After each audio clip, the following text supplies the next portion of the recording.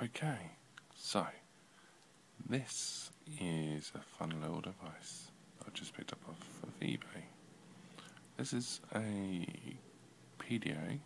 It's from the early 2000s, late 90s, early 2000s. It was generally released as a Palm OS competitor. Bizarrely, it was created by VTech. Yes, the same VTech that is more famous these days for producing educational and children-oriented devices, such as the VTech Smile and just general sort of learning type devices. So, what can this thing do? Well, although it has 8 megabytes of RAM, which is sort of 4 times more than the Palm Pilot Pro had. Was it 5 times? I can't remember if it was 1 or 2 megabytes. Anyway, I digress. It has a number of buttons on the front. Not ready for that. It has an area for entry here. On the bottom it has a strange, I don't know if you can see that, serial type port.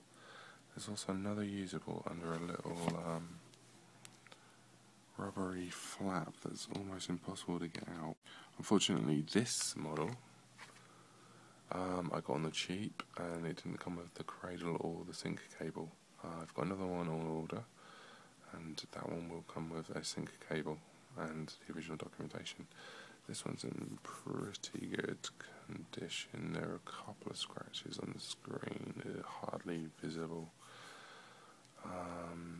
But for the age of the device, it's not bad. So, other than the buttons on the front and the touch area and obviously the digitizer, there are a couple of buttons on the side which seem to be an up and a down. Doesn't, as you'd expect, do anything to do with the volume. Seems to be more used in applications. On the back there's a panel which I've removed, and it doesn't seem to be anything exciting underneath. It's just some sort of memory expansion, which undoubtedly is probably not upgradable in any way, shape or form. There is a battery cover. It actually has a lock on it as well. Stop you from accidentally opening it. It takes 2 AAA batteries.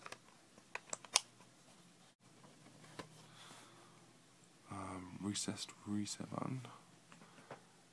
Interestingly, 3 buttons at the top, which correspond to a record, stop and playback button for a voice recorder that's built in.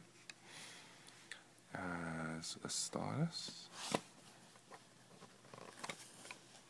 which as styluses go is pretty good. It's got a nice weight to it, it's metallic, kind of a rubbery piece here, and a plastic tip. The rubber actually smells very odd. I'm not sure if that's because the rubber's old and it's breaking down, but it's not particularly pleasantly smelling. There's a speaker here, and other than that, that's pretty much it. It's a fairly simple device. They came in many different colours. This one is blue. It's not, as far as I can see, the translucent blue model. It's a solid blue model. So, let's start the device up. So it has an irritating beep. You can turn it off, but then it doesn't make any noise at all, which is kind of annoying. As you can see from the picture here, it is more or less a complete and total rip-off of the sort of palm-off style device. Right down to the fact that if you start, say, Memo, it pretty much looks exactly like the Palm version. I mean, I haven't used the Palm version for years, but you can see it's just generally the same. And you have an entry area here for handwriting, and it uses Jot, which is some sort of derivative of, you know, your general sort of Palm style entry. So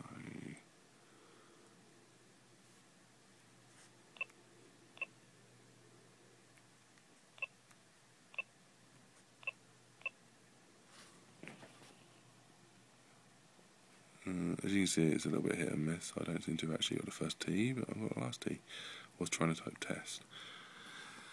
Anyway, I digress. Why is this? At the moment, it's not that cool because I don't have the sync cable, and as such, I'm not really sure which of these ports it actually uses. But this device has got a standard RS-232 built in, so essentially, it is a serial capable device, which means I can use it as a output for my microcontroller projects. So the screen, which is 160 by 160, 16 colour grayscale, could be used as a serial terminal. That in itself is pretty cool.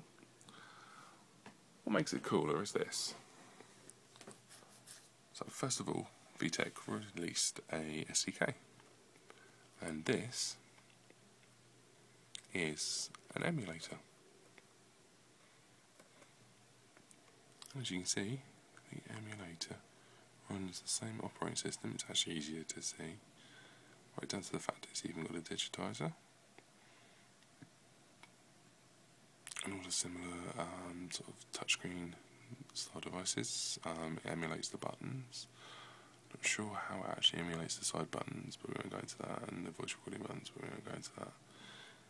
It seems to have a slightly different VTech logo, I just noticed actually. Along with this, we have a actual SDK. It's a GCC based SDK, so basically in the compiler you've got sort of GNU tools and all of this kind of thing. I'm sure somewhere in here you actually find GCC. Yeah, so basically GCC's sitting in there.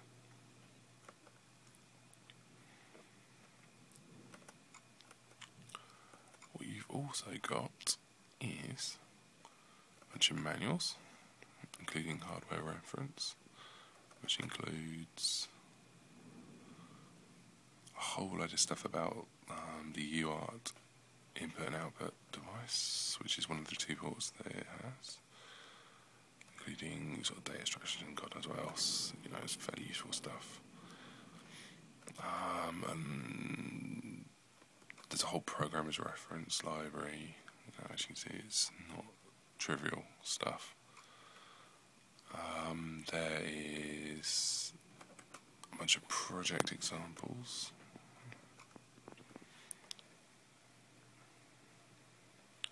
And they're not trivial things as well. There's, you know, proper source code kicking around, etc, etc, etc. The General C seems to be not unlike Pass, but the coolest thing, and I've got to watch the time here just in case I go over, is it comes with the full source code for the operating system, and this was officially an open source operating system, so basically you can do what you like with it, and you could recompile it and do all kinds of cool stuff with it. Now you can see why it's a cool device. The other cool thing is that the emulator, if I go back there,